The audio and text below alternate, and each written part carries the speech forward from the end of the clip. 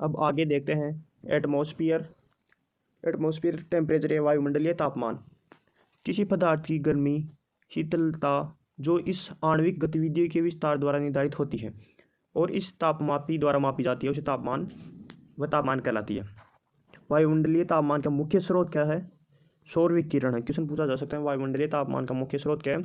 सौर विकिरण है। वायुमंडल की बाहरी सीमा तक आने वाली सौर विकिरण लगभग समान होती है, परंतु पृथ्वी की सतह पर पहुंचने वाली सौर विकिरण अत्यधिक परिवर्तनशील होती है और वायुमंडल में बादलों की मात्रा पर निर्भर करती है, मतलब बादल कैसे और क्या है उस सभी पर निर्भर करती है। इस प्रकार वायु गर्म होकर हल्की होने के कारण ऊपर उठती है, आसपास की ऊंचाई की वायु को गर्म करना शुरू करती है और वायुमंडल का तापमान बढ़ने लगता है। इसी कारण से अधिकांश दिन का तापमान 2 बजे अधिकतम तापमान किसी पूछा जा सकता है अधिकतम तापमान दिन में कब होता है? 2 बजे। जबकि सौर विकिरण दोपहर 12 बजे के आसपास अधिकतम होती है। क्वेश्चन पूछा जा सकता है अधिकतम तापमान तो 2 बजे होता है और सौर विकिरण का तापमान अधिकतम 12 बजे होता है। अब देखते हैं विभिन्न फसलों के लिए प्रधानवर्ती तापमान, minimum temperature, optimum temperature, maximum temperature. Question ये पूछा जा सकता है सर्वाधिक पौधे की वृद्धि कौन से टेम्परेचर पर होती है? तो उसका आंसर आएगा ऑप्टिमम टेम्परेचर।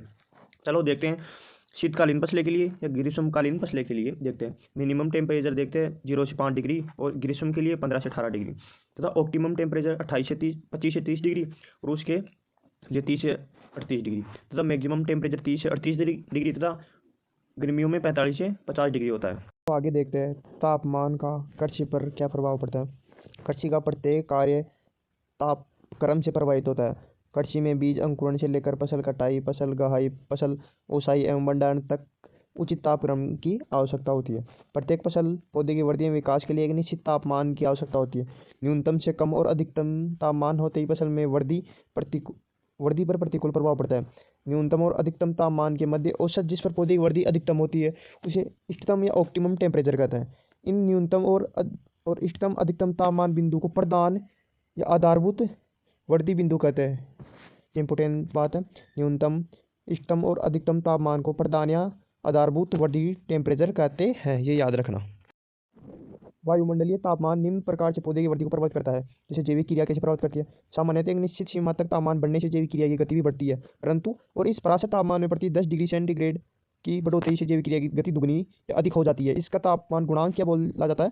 Q10 कहते हैं। एक सीमा बाद तापमान बढ़ने के बाद वृद्धि क्रिया गति भी कम होती जाती है। तो इंपोर्टेंट बात याद रखना, इस परासर तापमान के प्रति 10 डिग्री बढ़ोतरी होती है तो दोगुनी हो जाती है, उसे Q10 कहा जाता है। CO2 उद्गरण। CO2 उद्गरण एक निश्चित सीमा तक तापमान के साथ CO2 उद्गरण बढ़ता है। तत्पश्चात तापमान बढ़ने पर यह कम होने लगता है। पौधे द्वारा अधिक तापमान पर पर्णरंध्र और पर्ण मध्य तक के प्रतिरोध के कारण CO2 उद्गरण कम होता है। अधिकतर तापमान पर पर्णरंध्र कम हो जाते हैं। इंपॉर्टेंट बात यह है कि कार्बन यौगिकों के संगठन में महत्वपूर्ण एंजाइम्स की प्रक्रिया या सक्रियता तापमान बढ़ने के साथ बढ़ती है। CO2 कम होता है और एंजाइम्स बढ़ता है और जैविक क्रिया भी बढ़ती है। प्रकाश संश्लेषण की दर एक निश्चित सीमा तक तापमान बढ़ने के साथ साथ प्रकाश संश्लेषण की दर में वृद्धि होती है। 30 डिग्री से अधिक तापमान पर अपर्याप्त CO2 के कारण प्रकाश संश्लेषण की दर भी कम हो जाती है, लेकिन एक निश्चित तापमान पर तो बढ़ती है, लेकिन 30 डिग्री से अधिक हो जाने पर वो भी कम हो जाती है।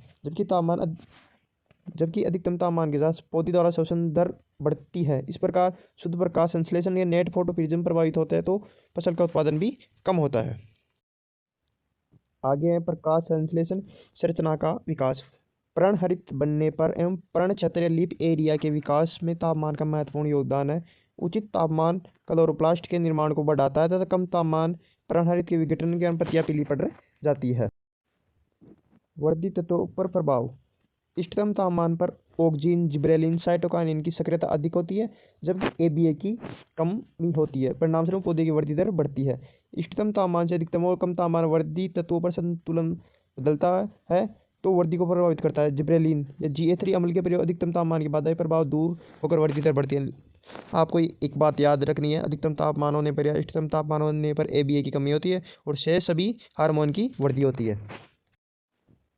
विकास पर प्रभाव। पौधे की विकास दर जैसे अंकुरण, शुरुआत, फूटान, पुष्पन या बाल निकलना या अर्ली स्टेज और दाना बढ़ने पर तापमान का वृहद प्रभाव रहता है। कम तापमान पर अंकुरण में इष्टतम तापमान की तुलना में अधिक समय लगता है। खरीफ फसलों में अंकुरण हेतु 28 से 35 डिग्री तथा रबी फसलों में 16 से 20 डिग्री।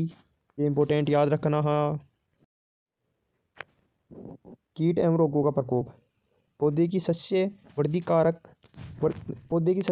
काल में अंकुरण तापमान रहने पर तेज धूप के प्रभाव से फसलों में रोग कीटों का प्रकोप भी न्यूनतम रहता है। अब देखते हैं वायुमंडलीय आर्द्रता। सामान्य वायुमंडल में उपस्थित जलवाष्प को वायुमंडलीय आर्द्रता कहा जाता है। क्वेश्चन पूछा जा सकता है वायुमंडलीय आर्द्रता किसे कहते हैं, तो सामान्य वायुमंडल में उपस्थित जलवाष्प को ही वायुमंडलीय आर्द्रता कहा जाता है। वायुमंडल में इसका मुख्यतः स्रोत है मृदा सतह और जल निकास, जैसे जल निकास में महासागर, नदी, झील इत्यादि आते हैं। वायुमंडल में उपस्थित आर्द्रता को निम्न भागों में बांटा गया है। चलो देखते हैं। पहला देखते हैं निरपेक्ष आर्द्रता। वायुमंडल के निश्चित आयतन में उपस्थित आर्द्रता की मात्रा को निरपेक्ष आर्द्रता कहा जाता है। वायुमंडल के निश्चित आयतन में उपस्थित उसे प्रदर्शित किया जाता है ग्राम घन सेंटीमीटर, ग्राम घन मीटर और ग्राम घन फीट। निरपेक्ष आर्द्रता ग्राम सेंटीमीटर, ग्राम मीटर और ग्राम घन फीट में दर्शाया जाता है। इसके द्वारा वायु की वास्तविक आर्द्रता प्रदर्शित की जाती है। यह तापमान के साथ परिवर्तन होता है। क्वेश्चन ये पूछा जा सकता है वायु की वास्तविक आर्द्रता किसे कहते हैं, निरपेक्ष आर्द्रता को या सापेक्ष आर्द्रता को, तो उसका आंसर होगा निरपेक्ष आर्द्रता को वायुमंडल की वास्तविक आर्द्रता कहा जाता है।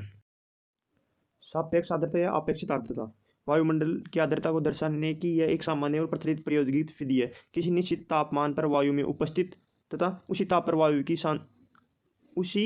पर वायु की आर्द्रता ग्रहण करने की क्षमता के साथ अनुपात को अपेक्षित या सापेक्षित आर्द्रता कहते हैं। फॉर्मूला देखते हैं। अपेक्षित आर्द्रता वायु में उपस्थित जलवाष्प बटा आर्द्रता ग्रहण करने की क्षमता इंटू 100।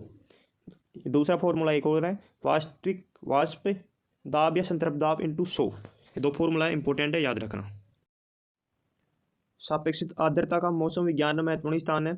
मौसम भविष्यवाणी में काम में आने वाला मौसम का एक महत्वपूर्ण मापदंड है। ये इंपॉर्टेंट बात है। क्वेश्चन ये आता है मौसम भविष्यवाणी में काम में आने वाला आर्द्रता कौन सी है, या निरपेक्ष है या सापेक्ष है, तो उसका आंसर होगा सापेक्ष आर्द्रता। इसकी मात्रा के निर्धारण से वर्षा की संभावना व्यक्त की जा सकती है।